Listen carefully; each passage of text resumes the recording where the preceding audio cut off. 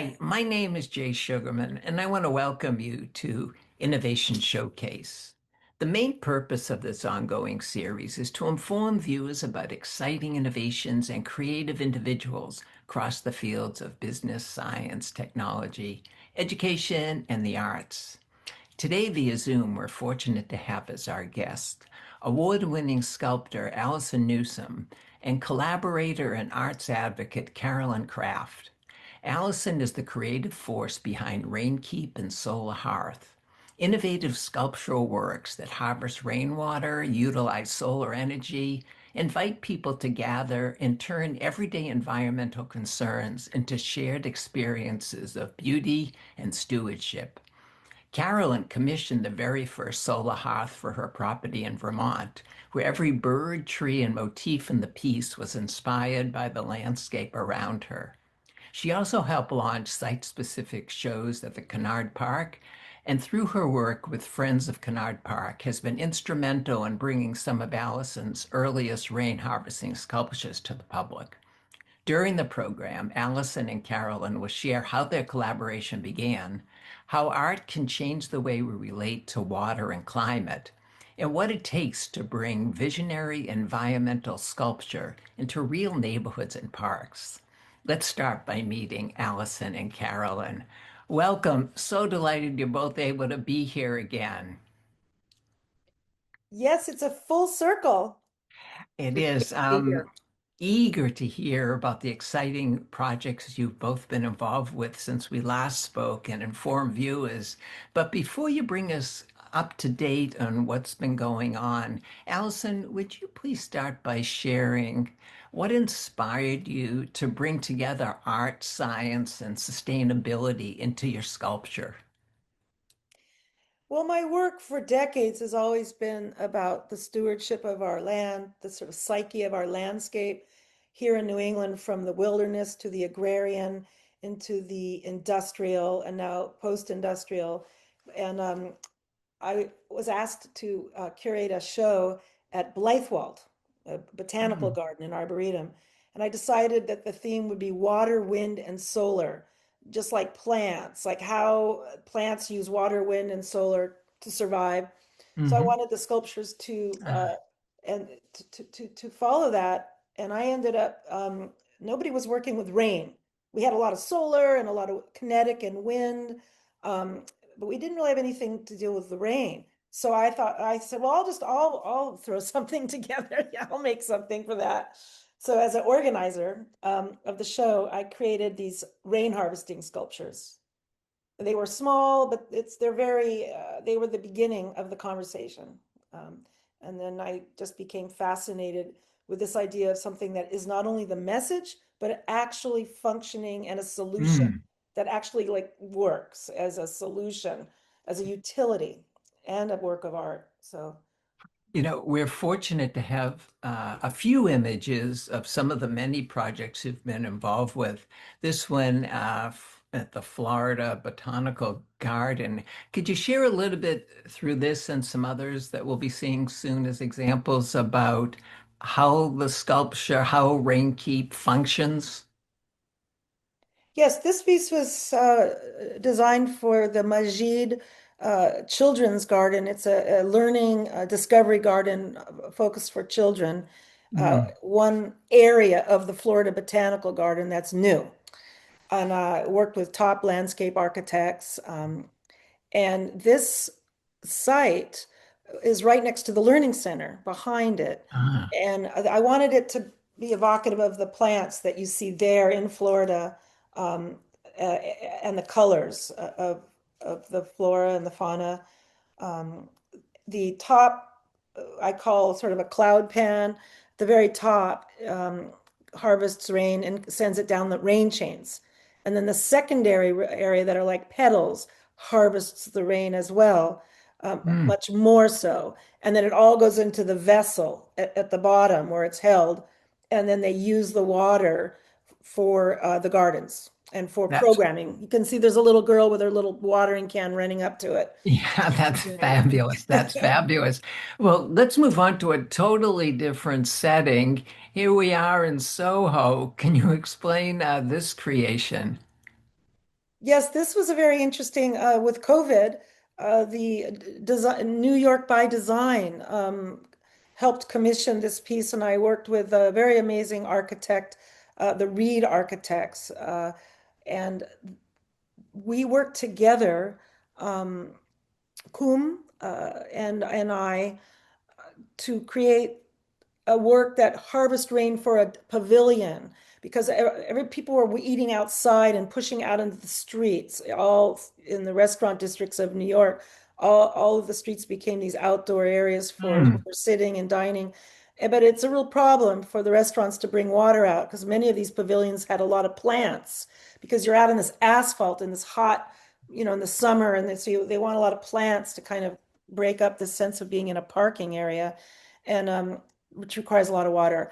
And there aren't really spigots out on the streets when you're walking around in Soho, New York. So the idea is that the upper canopy and the petals harvest the rain, and the walls of the pavilion are actually filling one of the walls fills with water. So in this case, the vessel is one of the walls, um, where you can see the water texture on the aluminum kind of blinging out. And Hmm. then there's a Hmm. spigot, so you could literally fill up a watering can right there, and it also collects off the roof. So it collects in two places. The roof is designed to collect the water and the sculpture.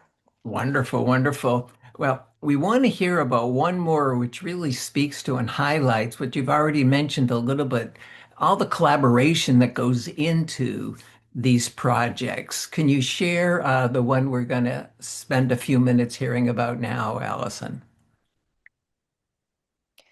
Well, this piece is called Three Sisters, and I collaborated with Eastern Woodlands artist Deborah Spears Moorhead, who's a painter. And she did these beautiful drawings of the origin story of Sky Woman falling to earth and giving birth to squash beans and corn. Mm. It's just one part of the story. I mean, the story just expands and expands. It's told over weeks and weeks. It's oral history. And all the imagery, then we had reposé, that means hammered out and hung in the rain chains. So the water runs down the origin story into the vessel. And it's a purchase, it's been purchased by Historic New England for Casey Farms Community Garden. One of this was the blessing ceremony of the opening after it was installed, and they sang the "Water is Life" song, um, and it's used for massive amounts of programming. They do a huge amount of programming on water and sustainability, on Native American history, on on multi planting. What is it called? Interplanting, Hmm. um, where you specifically plant certain plants together. They grow Three Sisters, which is squash beans and corn, how they were always planted by Eastern Woodlands and throughout the Americas, the squash beans and corn together. Um, and they do that there, so the kids learn about interplanting and agricultural practices. Wonderful. Well, we want to move on to hear about SolarHearth, your rather new work. How did this type of Uh, project come about? well, after doing the rain harvesting sculpture, I came across a what was it called? It was a solar chimney. Mm. And this idea of that's been around for, once again, thousands of years, how certain materials can be used to heat up, whether it's stone or in my case aluminum under a glazed surface, and then use that in the winter, the sun in the winter, in the cold months, in areas where the climate is cold, and then used and brought into the living space. So I was very interested because I was teaching at Harvard Office for the Arts, and they were putting a lot of these on the roofs of the buildings for their carbon footprint and Hmm. decarbonization kinds of programming going on at a lot of many universities, including Harvard, and they would run water pipes and under a glazed surface. with these sort of aluminum fin shapes painted black, and that would heat up the air and then the water. Um, and I just became fascinated in the in that idea of how that could be made into a work of art. Nice. Could you just share very briefly a little bit about the process of collaborating with engineers and scientists on this endeavor? Well, the people that I fabricate with here in Rhode Island helped me to create the framework, the frame for it. And then I just read a lot about these passive solar heaters and what materials they're using. But Mm. so I, on my own, through my own research, a lot of these sort of do-it-yourself, people are taking aluminum soda pop cans and putting them under, a glazed surface. But I was very intent on nothing outgassing. I noticed a lot of the do-it-yourself, they would just be using sort of Rust-Oleum to paint the inner chamber black, and an insulation that I found out with a high heat can also outgas. So my thing was to make it not only a work of art, but using all materials that would not outgas. So in any way, because you're dealing with air in your home or your business space, and um, the idea that the materials are leads for leads credit, that every material I chose is sustainable Mm. and recyclable. Wonderful, wonderful. Thank you for that background information. Carolyn, welcome. Could you please Thank you. share how you first met Allison and what drew you to her vision for combining sculpture with sustainability? Well, yes, I met Allison at the Harvard Ceramic Studios in 2007, I think, and I took a class with her, which started the adventure of our relationship. And it was wonderful. She even back then brought us out to nature from the studio to be inspired with making something with ceramic, but holding space outside to include it. And that has been the premise of my work within my own life, is finding, creating. I see myself as a steward of nature, of land, and I've done that in a number of places, and one including is in Vermont, where it's a great deal of land that has been there for hundreds of years and untouched. And so I Mm. had the opportunity to purchase this land in 2004 and have since created sacred spaces. And also, the house is off the grid. I wanted to have something off the Mm. grid with solar. As I did in Newton, I actually have rain coming down through the roof in Newton into tanks that I've done like probably like 18 years ago. Um, Wow. anyway, because I think that there's always a way to be sustainable. And Mm. so Allison and I, we're two peas in the pod in many ways. And so I've been a champion of her work. I love who she is and what she does. And she has a great ability of manifesting these things, no less, doing the research. And she and I both respect and love history and honor the history, and always it's rooted to history. These things are evolving out of history. And so oh, I just got goosebumps. Anyway, so with the project that we started, we curated together the outdoor sculpture park in the Newton at Kennard Park, and that Mhm. was before the Parks and Rec came into that location. I was telling her that I really wanted something to be taken care of there because it was becoming there's a beautiful house there that was becoming abandoned. And so what we decided is like, why don't we do an outdoor show there to invite artists in and get inspired by the natural world there.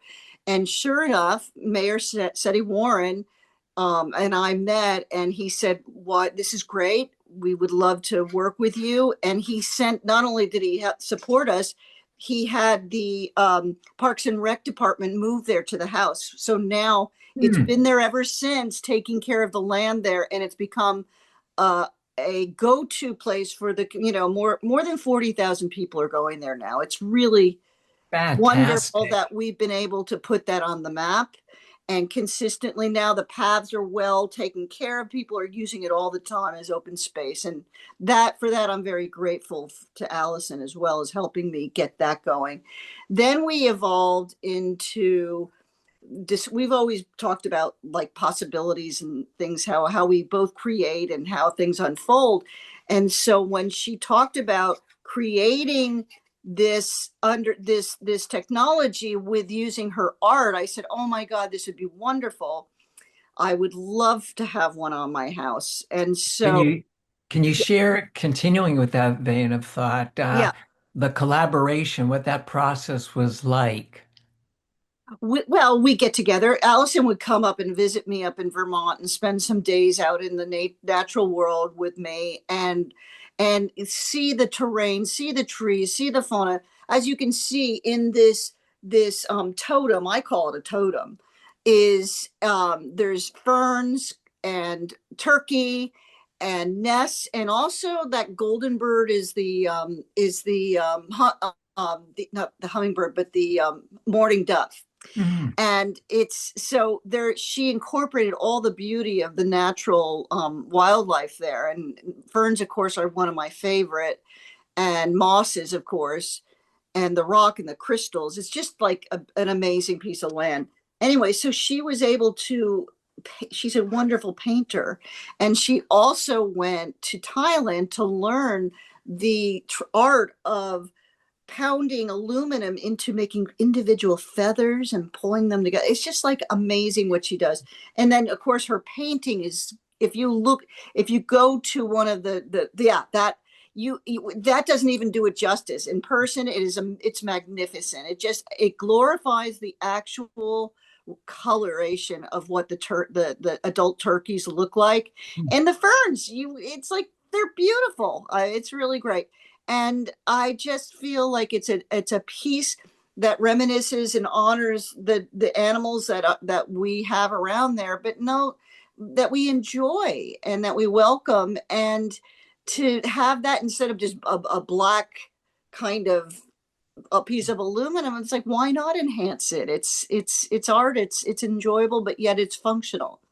And Wonderful. so That I sums wanted it to up. promote that. I think that this is where we're going. She will go places with this technology, and that it actually is serving its purpose in heating the inner um,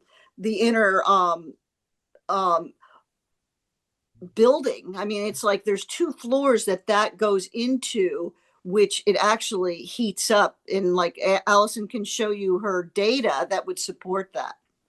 We'll get to that shortly. Yeah. Allison, could you share a little bit about the process of creating this outstanding artwork? Yes, I researched the reposé, and which is a French word. We had a lot of it here, being the jewelry capital of the country, and probably in Mm. Rhode Island. And Gorham silver, for instance, did a lot of reposé. We just had a fabulous show at the museum here, the RISD Museum of Gorham silver.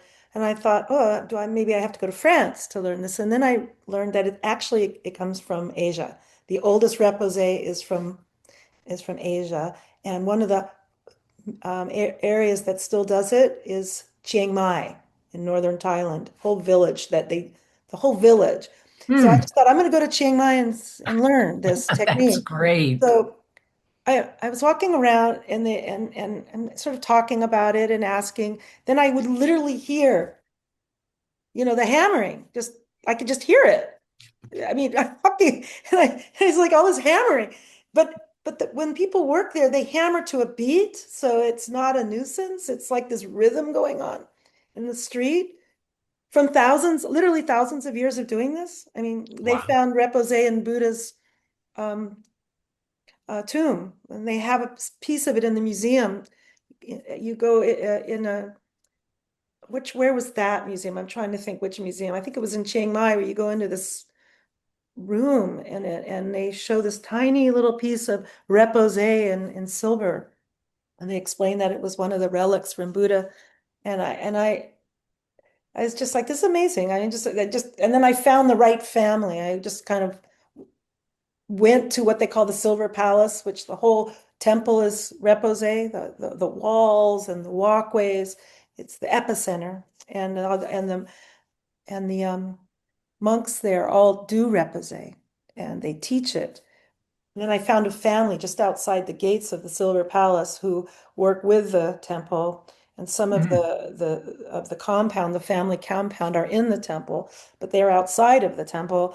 And I ended up working with this amazing family, um, and bringing my drawings. And I brought a piece that I did. I brought a bird that I made in my studio here in Rhode Island that I did the repose. I was very proud of it. And I brought it and showed it to them. And then I said, now, can we work together on this? And they were like, well, leave it here with us. Come back in 2 days and we'll show you where we would take this. So I gave them my drawings and my little bird. And I came back and it's like, oh my God. I Wow. mean, the detail and where they took it to, I was just so humbled. So they started teaching me, and they started with me like doing my name, you know, in repose with some flowers. And so I'm always in the back. They give me these little assignments and these little jobs, and I've been learning, steadily learning. So I work with them on the work. This is a picture of the drawings that I brought. Mm. Caroline really wanted her family of turkeys. And Hmm. there's one of them there. You can see the actual turkey, and then my drawing, and then a section of repose, I think, at the top. It's hard to tell. That's sort of shimmering there. It's just such a joyous time when I go to work with the family. That's fabulous. It's learning about your work, especially the recent projects with SolarHearth, is so inspiring. But even more so, maybe just hearing you speak, going to Asia or just wherever to continue to develop, expand your craft and the output that we're seeing here. One of the things that Carolyn referred to a few minutes ago was some of the research you've done on the effectiveness of the sculptures as far as the solar energy. Could you speak a little bit to that, please, Allison? Yes, well, so I created one for my studio and hung it on the south wall of my studio to get the data for about 5 years before Mhm. we did Caroline's, because I wanted to make sure that that it worked, and I kept tweaking it and working with it to figure out the right materials to get the heat. And then my very close friend, she was years ago my studio assistant, and now Zoe Friend and her husband Richard Harrod. He helped with the weather station up at Caroline's, so we could really get focus on getting the data. Because with doing the piece for Caroline and putting up last winter, it was our first winter of getting high-tech data, um, Mm. with a smart fan and a weather station, right, that he put up, and all the, Yep. and he's a high-tech guy, Richard Harrod. So I want to do a call out to him. And they came up and got the whole data part going. They visited with their little beautiful little girl Freya, and it was just wonderful to have them up there on the hill at Caroline's. And Yeah. because I am not a tech person. This is not my area, but it's so important for the data to see that data because it's a utility and I have a utility patent on it as well. Both the RainKeep and the SolarHearth, I have a utility patents and design patents on them, which Caroline was very adamant I needed to get. As a sculptor, I never thought I would be getting patents for my artwork, but when going into the world of utility, it's been a real game changer. Yeah. Terrific, terrific. Caroline, how do you think Yeah. projects like these can inspire other communities to integrate sustainability into their public art? I think through example is this. I mean, when you take this example and apply it to your homes, apply it, say it works, show the data. Just what you're doing, Jay, is bringing highlighting this is a way of educating the communities as to what's possible and what can we do about that. How could we put this on a public space so that so their children learn about the way we can become sustainable in a way that it's artistic as well. It just doesn't have to be a big ugly hunk of junk. Oh, because it's sustainable, we're going to put it in. No, we can make it, aesthetically pleasing at the same time functioning in a sustainable way. Well said, So well said. community, bring it to the park. I'd certainly love to see more public places have what this new piece of work that Allison's creating, for sure. Like at Definitely. museums or children's museums where they could learn more about the possibility of this technology being used. Wonderful suggestion. Allison, Yeah, we'd really like, at this point in my career, and Carolyn and I are both like, we're really would love to see this in a public site where it can be the educational programming around it, like my RainKeeps now.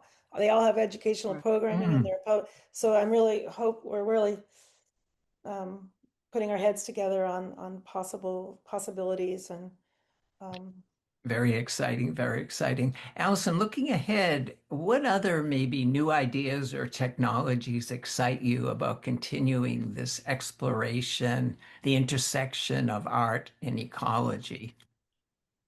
well, I really like because as a sculptor for many years I do bronze casting, more object oriented on a pedestal that are in some museum, a lot of private collections, museum collections. But this work, I like the collaborative aspect of it. I love working with Caroline. I love that I got to work with, like I just mentioned Richard and Zoe, who's an amazing sculptor, doing amazing work in the Boston area. They're working with the family in Thailand. I'm not married to the imagery inside on this work, like my own personal cast bronze work or high fire clay work. The clockworks, as I call it inside, I love that can be collaborative and site specific and work with other people. I'm Yeah. not sort of married to what the imagery inside, like I love that Caroline had this real vision. And and that, was exciting. So I like the collaborative aspects of it. So not only that it's bringing, science and art and technology together, but can bring people together and their interests. So it's a more open area of my artwork in that sense than my more my intimate personal bronzes, as I said, in ceramic No, pieces it that are just like my adds, style and my work and noticed as that's an Allison Newsome piece. This is different. These utilities no, have yes, they're recognizable as Allison Newsome, but I'm collaborating with landscape architects and master gardeners and amazing people like Caroline and it just adds another level of authenticity to your work for sure. In the closing few seconds, Allison, how can viewers and others stay informed about your work, possibly get in touch? well, I'm very involved on LinkedIn. So I present my business side on LinkedIn, and I have my website, RainKeep, one word, rainkeep.com. And we have the SolarHearth information. Greener You did a wonderful blog about, they're an amazing decarbonization program that go into universities and museums and schools. And they did a wonderful blog that's on my website, rainkeep.com now about my work. No, I have to say, very informative. We'll definitely have that information in the closing credits. But for now, I have to say, unfortunately, we've come to the end of the program. I want to thank both of you once again for taking the time to be here, updating on the incredible work you've both been involved with, and just want to wish you continued success with future endeavors. Oh, it's so Thank nice you, to Jay. talk with you again. And Caroline, the Great to three of see us together again. How many years ago Yes, was that? How many years Several, ago? several, several, several several, years. but And we'll maybe try to, we'll make it sooner going yes, forward for sure. absolutely. Also Thank want you to so thank much. those. You're welcome. Also want to thank those of you watching for joining us and hope you'll be able to tune in next time.